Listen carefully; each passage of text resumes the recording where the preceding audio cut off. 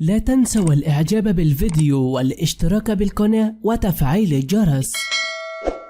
أول تعليق من الملك محمد السادس بعد تضرر زوجته الأميرة ليلى سلمى من الزلزال. انتشرت أخبار كثيرة عن أن الأميرة ليلى سلمى زوجة الملك المغربي محمد السادس تضررت من الزلزال الذي حدث في المغرب وأسفر عن 1000 حالة وفاة، حيث قال الكثير أن ليلى سلمى في المستشفى تحت العناية المركزة، والملك محمد السادس داخل المستشفى للاطمئنان على صحة زوجته الأميرة المعروفة ليلى سلمى، حيث أن الملك محمد السادس قلق جدا عليها وتمنى أن تكون بخير دائما، حيث قال أنا السبب في ذلك. وقال أن الأميرة ليلى سلمى تضررت بالخروج من القصر الملكي بعد أن كانت تجلب أشياء لها، حيث هنالك حدث الزلزال، ولكن أنا السبب وهي الآن بخير وستخرج من المستشفى غدا، وأتمنى من الشعب المغربي الدعاء لها وأن يحفظها الله من الأمراض والزلازل. وقال الملك إنه يشكر كل الدول العربية وكل الدول خاصة التي قدموا مساعدات إلى الدولة المغربية، وقال كل الدول لها شكر كبير الذي قدمت يد العون لنا. اللهم ارحم كل من توفوا في هذا الزلزال الخطير، ويرحم كل المتوفين يا رب العالمين، ويشفي كل مصاب. وقال إنه سيقوم بمساعدة كل الأسر المفقودة منها أشخاص، وسيقدم له يد العون